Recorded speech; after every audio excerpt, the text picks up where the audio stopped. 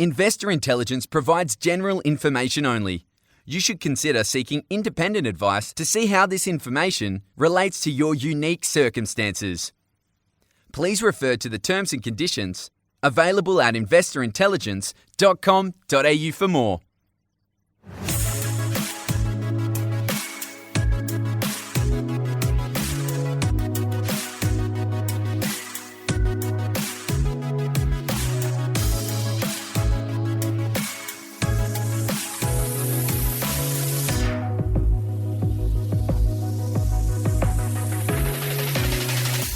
Hello and welcome to this week's episode of Investor Intelligence, brought to you by the team at the Property Mentors. It's your weekly podcast for all things investment and hosted by me, Phoebe Sikowski-Wallace.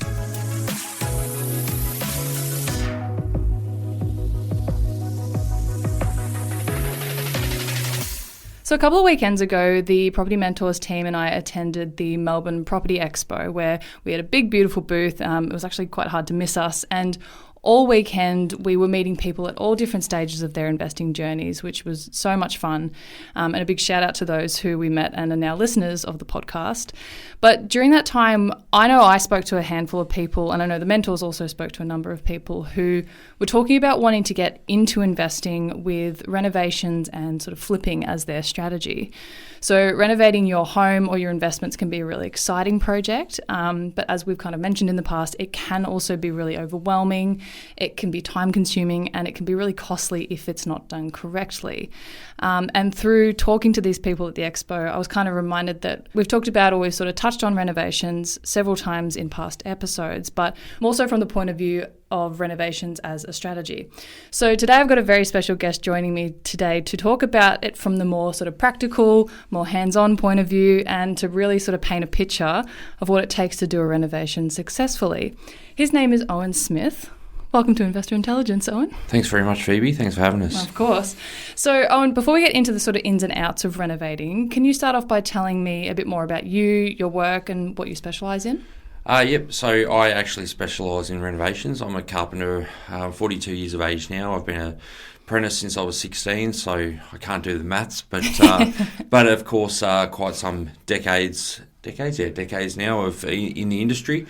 My background is obviously carpentry, both domestic and commercial, and I've done also everything from being on the tools right up to project management. I started my own company about 3 years ago, and I am now a DBU builder that obviously specialises in renovations, and a lot of what you've just said, flipping. I've done some properties for clients that have flipped their properties, so it does resonate with myself. Yeah, definitely.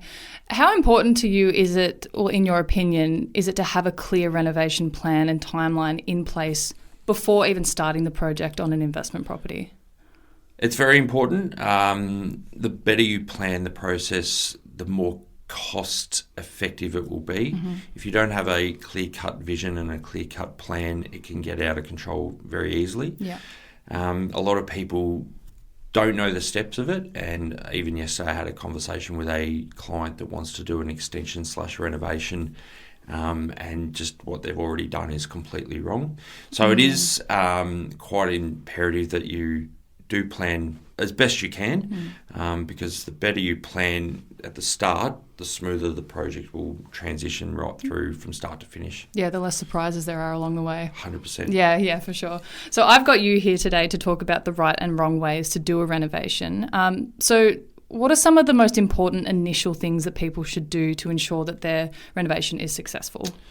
Okay, so for anyone that doesn't know, legality-wise, you do need a licensed builder to do a renovation. As far as in Victoria, anything over $10,000 should be done by a licensed builder, and anything over $16,000 in value needs to have builder's warranty insurance. People don't realise that, so they get into it straight away. The problem is if you don't have a registered builder, when you go to sell that property, and that's what investors are doing, they're obviously flipping, they're going to sell, that investor has to have builder's warranty insurance with that product. Okay. So for instance, when they do a renovation, if they go to sell it within 7 years of that renovation, they need to warrant the work. Now, if they don't have it done by a registered builder, they personally need to have builder's warranty insurance. To get builder's warranty insurance, they have to pay for it, but they have to have the work checked off by a building inspector. Okay. And it's called a 137B inspection. So first of all, get a licensed builder on board. But before you do that, I recommend getting a draftsman or an architect to draw up your plans. Okay. Because most renovations will have a structural element in them, be it taking out a load-bearing wall of some sort of nature like that. And anytime you have anything structural in your taking out, you've obviously got to have a building permit, engineer drawings. Engineer drawings come from a draftsman or an architect. That all interlinks. So you've got to have... So the first port of call is to get in touch with a draftsman or an architect, get some plans drawn up, get them drawn up properly, and then you can engage a builder to price up off those plans. Because I feel like a lot of people would try and cut corners with renovations, and they might just go to their mate who's a builder, but might not be a licensed builder. Do you find that's 100% common? Yeah. Yep. And the problem with that is, like touching on that builder's warranty insurance, the mate around the corner that is not a licensed builder, that's been doing it 30 odd years, which is fine because he's probably got the experience, but he doesn't have the license. He can't then put builder's warranty insurance on it. Yeah. So when it comes time to, especially in what you're talking about in flipping property, you need to have that builder's warranty insurance. The reason being is a vendor can back out at any time if they don't have, if you've done renovations in the last 7 years that are over the total, and this is a total of $16,000, the vendor can back out with they can completely just back out. The drop of the hat, a drop of a hat. If they find out that the renovations have been done, so if you disclose it to your conveyancer, if you disclose it to your conveyancer that the renovation or totaling over $16,000 in value within 7-year period, and that's on the Section 32, the vendor can back out at any time. So the work has to be done properly, and it has to be done properly by a licensed builder. Yeah. So I urge, as much as you want to do it with Tom around the corner, your mate, I urge not to. Spend that little bit more to get it done properly, because at the end of the day, if someone doesn't do it properly, it's going to come back to bite harder later down. Yeah. So don't be don't be stingy. Don't be drawn into. Tom might be a really, really good worker. He might have done some fantastic work, but if he hasn't got that license, I think that's a really good point to make. I think that's something that a lot of people wouldn't know initially. And I think if they know that from the start, that's going to save them a whole lot of problems. So it's kind of speaking on the financials of it. So when setting a budget for a renovation, are there some non-negotiable factors people should definitely not cut corners on?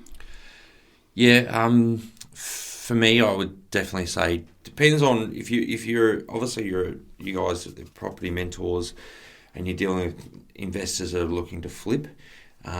So you can do a really nice product without having to go to the high end. Yeah. But I would say that if you're looking at doing a whole property, I would say the areas that you really want to make sure that you get right are your bathrooms. Make sure that your waterproofing's done properly. So all the fundamental and anything structural, don't cut corners on structural. Don't cut corners on the fundamentals of building, and that is or renovating, and that is, for instance, structural beams, columns, taking out load-bearing walls, waterproofing, all these areas that will potentially get you unstuck. Yeah. Don't cut corners in those areas. And with budgets, I always say to clients, like renovations, like I quote very, very, I scope my jobs very methodically and comprehensively. The reason being is I don't like to go back to my clients for variations. The only time I go back to my clients for variations would be as if it's something I can't see. Okay. So when we start the job, we get into it, and there might be termite-ridden wall members or floor members, and we have to replace them. But when you budget for an extra 10% on top. Yeah. So if your budget's 150, 160, put another 10% on top just for contingency. Yeah, I think that's a really good point. And like, if you do cut corners with those things at the start, chances are you're just going to end up paying more down the track. So yeah, I think that's the best way to inspire someone to not cut those corners. So conversely, are there any cost-effective ways to ensure that you are adding the most value to your property? I think it all depends on what you're trying to achieve in the renovation. If it's a renovation for life, I recommend doing more, because at the end of the day, to go back 2 or 3 years down the track and to redo it, now I want a water point for the fridge because I want a new fridge, or now I want this added or that added. So try and think, I always say to my clients, try and think of not just what you want now, but what you want in 1, 2, 3 years' time. Because chances are that you don't want it now. You say, no, I don't want it now. I've seen it many times. Clients go, no, Owen, I don't want it. No, I'm dead in stone, like set in concrete, I do not want that. And then halfway through the renovation, they go, oh, I actually do want it. And then that's a variation. That, like, we've captured it so we can do it in the renovation. Obviously, it costs more money, but to do it after the fact and a couple of years down the track, it costs more money. And a lot more money. So always think methodically about what you want. Make sure you're putting into your renovation everything that you want at the time. So that comes back to your planning. No, I think that's a fantastic answer. So, like, really thinking long term, and obviously your answers and these questions and your answers aren't going to be applicable to absolutely everyone. It's a bit more of a general chat, but I think that's fantastic advice that anyone could take on.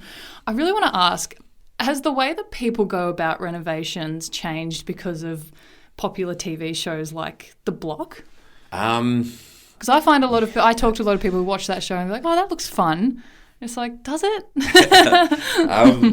Yeah, I wouldn't be on The Block if you paid me $1 million, although maybe. Maybe, But no, look, The Block, I'd love to know how they do a bathroom in a week. I really just don't know how they do it. I don't think, anyway, we'll leave that alone.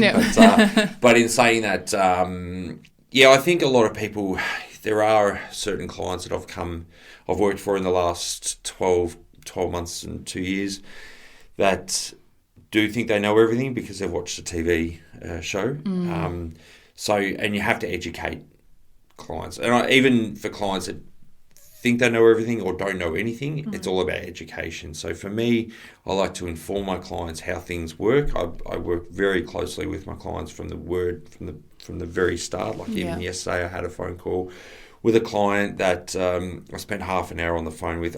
I have never met him. He's had 2 quotes already from builders for ridiculous money. But once again, he hasn't started the process right.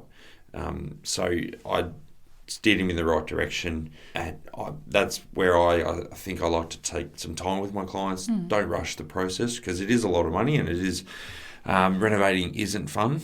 There's a lot of dust, there's a lot of dirt, there's a lot of sometimes tears. It's not as glamorous as The Block makes it look. But there is. I will guarantee that there is tears involved. Sometimes my tears. I appreciate that honesty. So no. But so there is a lot of stress involved. So the better you plan it, the more you plan the process, the more that you take your time with it. Don't rush it. I've got clients that I'm quoting at the moment, or I've quoted already, and I've been working with them for the last 6 months. And I'm right on the cusp of hopefully getting them to sign up. But that's a 6-month process from the time that we got drawings done up to scoping, to quoting, and now hopefully sign up the contracts. So it's not an overnight thing. And so just take your time.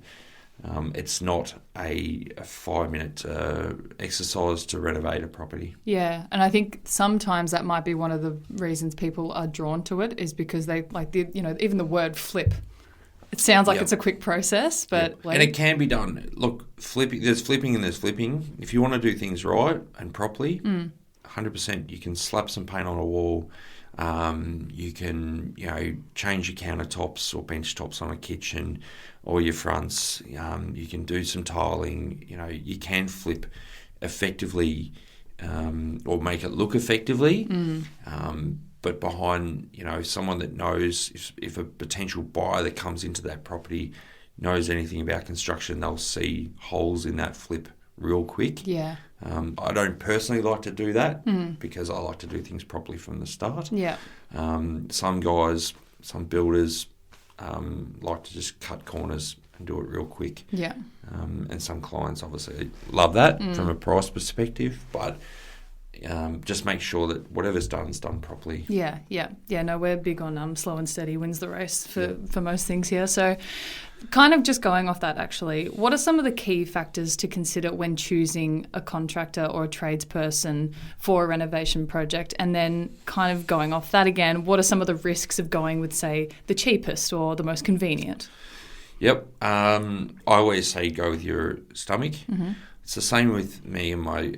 personally, I work with clients that I get a good feeling from. Yeah. If I get a gut feeling that client's going to be extremely hard or difficult for various reasons, I err with caution. It's the same with picking a builder or a contractor. Make sure that you have a good gut feeling. You also ask to see their licenses. So see their DBU, which is Domestic Building Unlimited. Or if you're doing... or there are different building licenses out there. There's DBLs, which is limited licenses. They're for bathroom, kitchens, laundries, concreting. They're segmented down. So whatever work you're doing, make sure that the license, if you're doing let's just say you're reconcreting your driveway, that the person doing your driveway has a DBL for concreting. So Domestic Builders Limited concreting license. Bathrooms, same thing.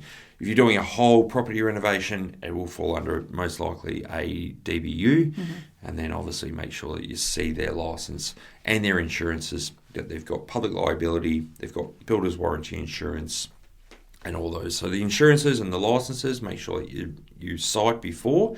That should also be seen in the contract when it comes to contract stage, and you do your contracts with your client. The client should be seeing all those licenses before they sign up. If you go with Tom down the road and you want to cut corners, well, at the end of the day, and I've had clients that have gone the cheap option, and they've come back to me and gone, I wish we'd spent the extra 20 grand for this renovation and come to you because it was a nightmare. Yeah. So it's like anything. The old saying is you get what you pay for. Oh. So that's one that we recycle quite often as well. Do you find it's always beneficial to always get a second opinion or even a third opinion when you're going into this stuff? Look, I'm a big believer that I think 2 or 3 quotes is enough. Yeah. I've spoken to people in the last 6 months that have gone out and got 6, 7 quotes. Now, and everyone's saying the same thing. Very cautious, Which is fine because at the end of the money, renovation, like if you're going to do a big reno, it's a couple $100,000 minimum. It's not chump change for some people.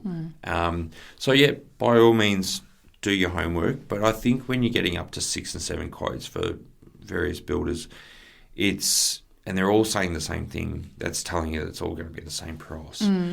So for me, I say to clients, look, go out, get 2 or 3 quotes. 2 or 3 quotes is more than enough to do your due diligence, to make sure that you're getting value for money, you're getting the right advice, and at the end of the day, if you get 2 or 3 quotes, you're going to end up going with, sometimes you won't always go with the best price. I've had clients sign up this year with me on the proviso or on the feeling that they got the best, like I gave them the best service from the word go. So it's all about coming back to your gut feeling. Who offers you the best service? I think that service this day and age is under, I offer a high level of service. So if you want to come with me, I will offer you the best level of service. I have people text me at 9:30 at night and I text them back, so where some people just want to buy a price. Now, if you want to buy a price, that's fine, but be warned that you're going to end up potentially costing yourself more down the track and you're going to have nightmares. And when you think about it, if you come off side with your builder and you have a dispute, they just stop work. You know what I mean? Yeah. And so then everything stalls. So you want to have a good relationship with your builder. Yeah, and you're working with them for a significant amount of time as well. You probably want to put up with them. Yeah, well, most of my projects, last year I had 5 or 6 clients that were 12 months from start to finish. So first they started with the bathroom, then they did the kitchen, then they did, it was a step-by-step because that's the way they wanted to do it, and that's fine. But yeah, it was a 12-month process. Now, the relationship at the end of the 12 months was just as good as it was at the start. It was actually better. So it's all about building that rapport, making sure that you go with someone. So I personally think 2 or 3 quotes is enough.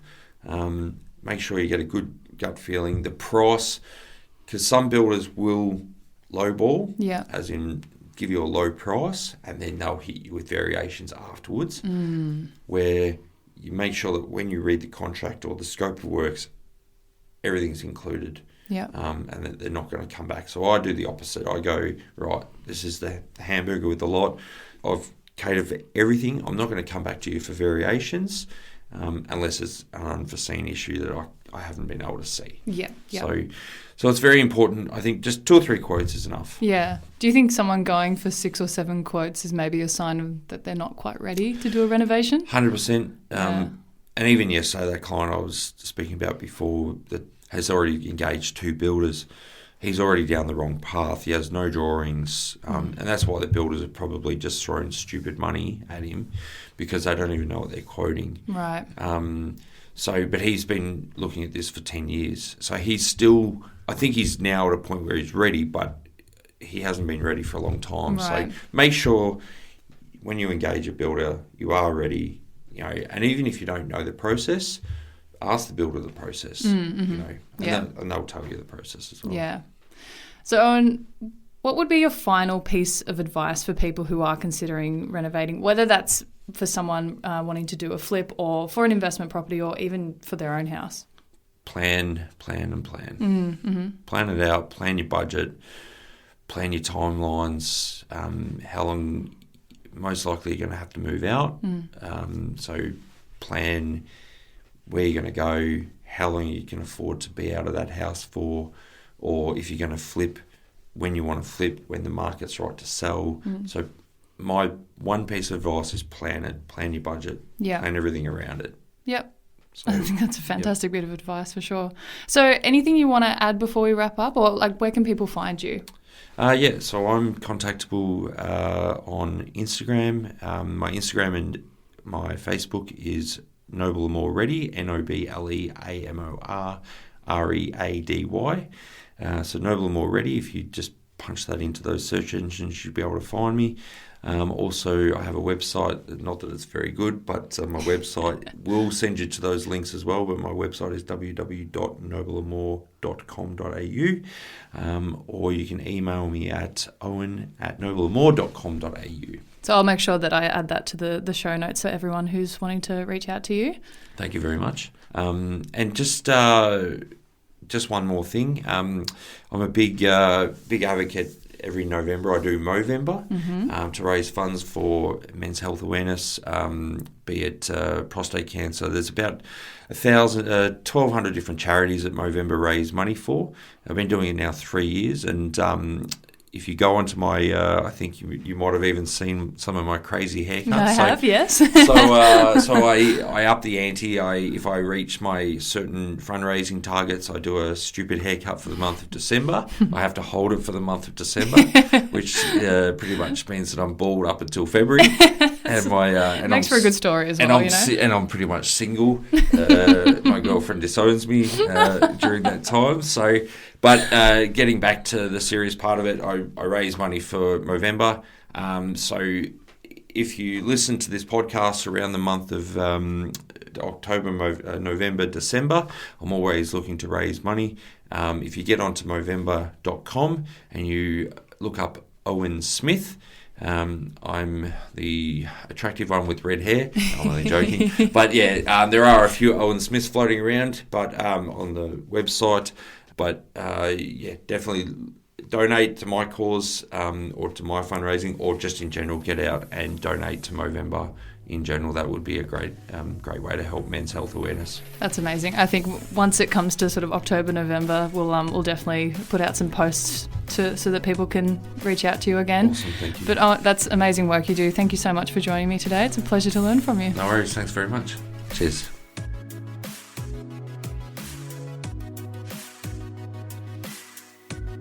If you found this episode or any of our episodes helpful, please make sure to share and leave a rating to help us reach more people on their investing journeys. And of course, subscribe to be notified when new episodes drop. Make sure to follow the podcast on Instagram at Investor Intelligence Podcast. You can find links to our other socials in the show notes, including a link to the Property Mentors weekly blog. If you're ready to get your property portfolio in shape for financial freedom, check out Luke's latest book, Property Fit. You can get yourself a copy at www.propertyfitbook.com.au.